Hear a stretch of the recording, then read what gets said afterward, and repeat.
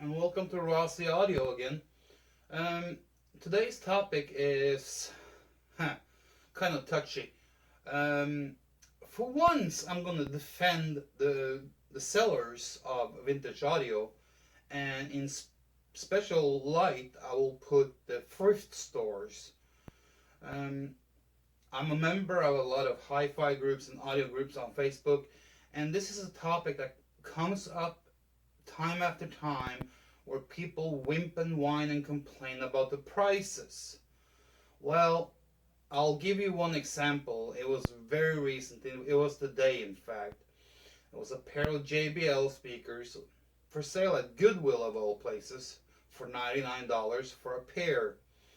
When you go online and you look them up on eBay for that specific model, they're listed on eBay from $250 and up for the pair, plus shipping, if the seller is willing to ship.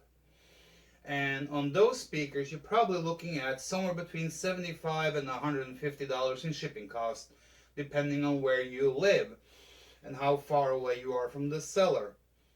So $99 at Goodwill is a freaking bargain, but still you have these cheap asses who's complaining about the price. Oh, it's too expensive. $99, not for me. Too high. And then you have followers, a bunch of them going like, yeah, oh yeah, too high, blah. And they always use this excuse that for some reason that things have to be cheaper at thrift stores. And I question that in the listing and in other listings. This is not an isolated case. This is like happening every day. And I said, why should it be cheaper at a thrift store than on eBay? Why is that your mentality, that you say that just because it's being sold by a thrift store, the product has to cost less? And then we get the total thing every time. Well, it's donated. They get it for free, and it's a thrift store. Well, last time I checked, any thrift store, even the ones that are getting things donated to them, have a bigger and higher overhead than any online seller has. So it's not that difficult to think that maybe it has something to do with the cost of operating that business, because they have, last time I checked, employees, so they have labor cost, which means they have to pay workman's comp and taxes on that to the government. And they also have utility bills, and if you have been to a Goodwill store, it's pretty darn big. So the utility bills in these stores is not cheap. And you can probably relate to it to your own home. A normal home, depending on state, will probably run somewhere between 175 and 400, 500 bucks a month in utility bill. You take a 5 to 10,000 square feet store and you try to figure out the monthly utility bill on that, okay? And then you have rent leases, because Goodwill doesn't own their buildings, they rent them. And when we're talking about stores that are way over 5,000, maybe 10,000, 15,000 square feet in big cities, they're not cheap. Not at all. Then you have insurance, liability insurance, and all these other costs that come on top of it. And they have to provide enough turnover, enough sale to pay for all these bills, and hopefully at the end they make a profit that they can put to good use. But Goodwill and Salvation Army is not the problem here, because people say, well, it's a thrift store. Did you know that 90% of the thrift stores are probably, I'm taking a number, but last time I checked, Goodwill and Salvation Army are the two biggest ones that get things donated. And you maybe have a few here and there, like we have one here in Memphis. It's called China Bible Thrift Store. They get things donated to them. But if you look at all the other ones, let's say somewhere between 75 and 80%, 90% of the thrift stores around is mom and pop stores that are doing this for a living because the economy back a few years ago was bad, so they lost jobs. They had to do something. I know a lot of these people who own thrift stores because I am in a business myself where I deal a lot with these thrift stores. And I know that they're family operated. They are run as a regular business. They don't get anything donated to them. They have to go out and buy everything that they sell, and they buy them at auctions. And typical auctions that they buy them at is USPS lost postage or lost packages that comes up once, twice a year, 3 times a year, something like that, and you buy it by the pallets. And they do storage auctions where they have to go out and buy storage units and pay for it. They have operating costs of gas driving around. They have to pay for the units. And of course, after Storage Wars came on TV some years ago, it made things worse for these thrift stores because prices went up for buying the units. So they pay more for the stuff they're selling. They have also utility bills. They also have rent. They maybe have a helper or two that they have to pay. They have to pay taxes to the state. They have to pay taxes to the government. So what is your problem with these thrift stores looking on eBay and say, oh, it's selling on eBay for $250. I can sell it for $250 too.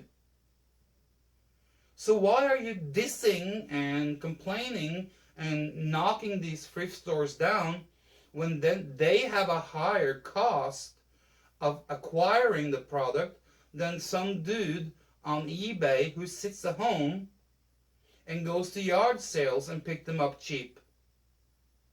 What's the difference?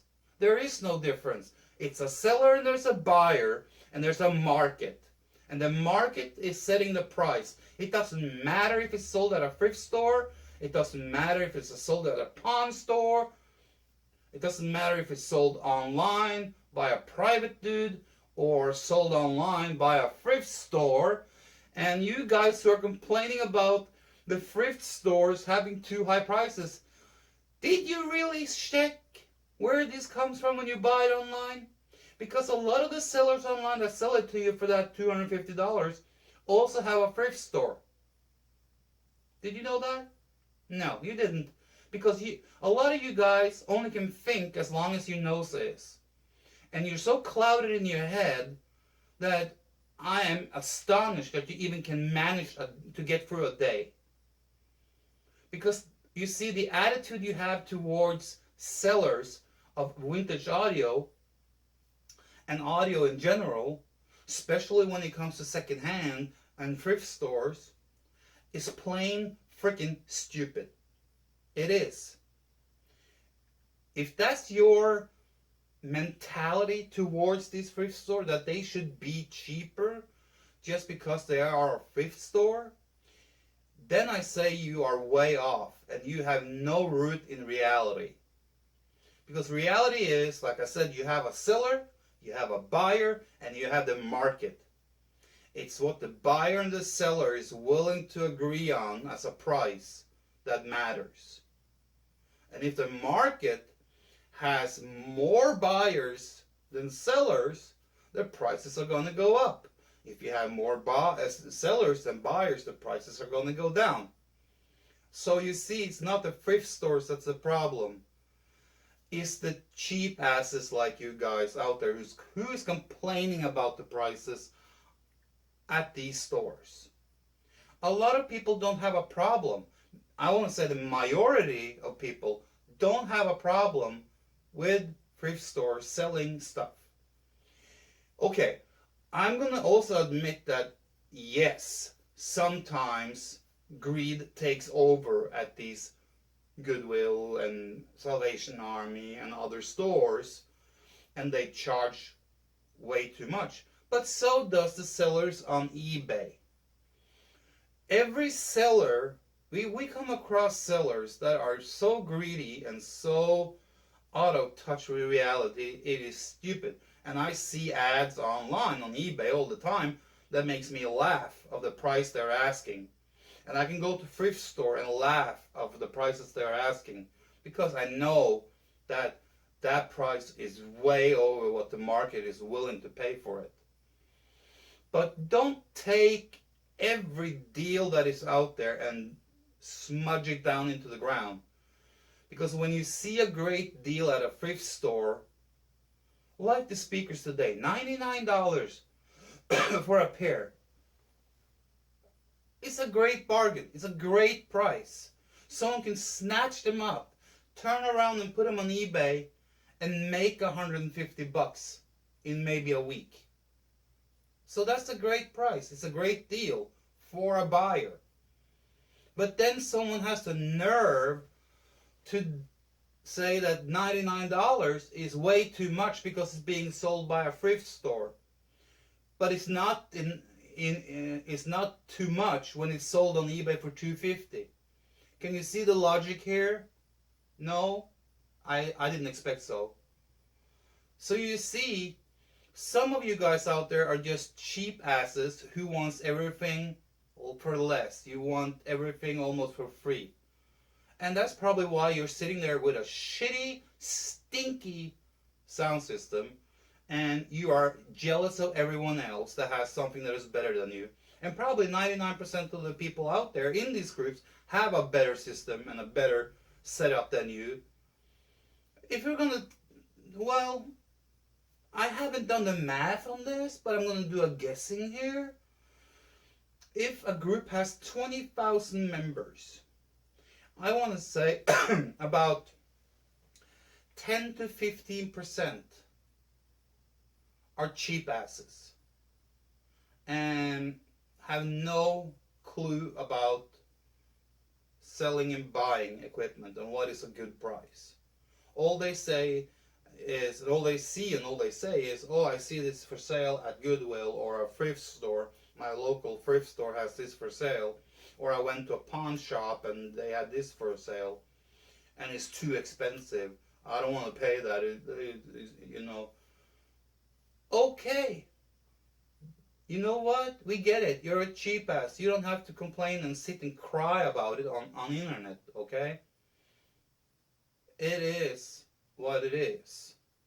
And we're not living in 1980 or 1990 where things was maybe a little bit cheaper.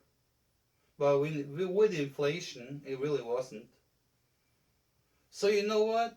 We're living in this world today, and it is what it is.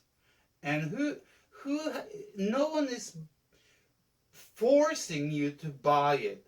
So if you think it's too high, just walk away and let someone else get a good deal. But don't come online after you have walked away and bitch and moan and complain about it. It makes you look wimpy, whiny, crybaby, and a fucking dumbass. Yeah, I said it. You look like a dumbass when you do it.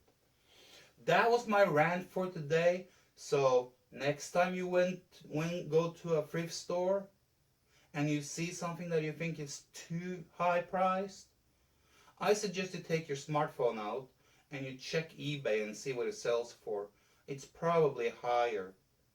So you might maybe not so bad off after all. But stop the whining and whimpering and crying, for crying out loud. Grow up!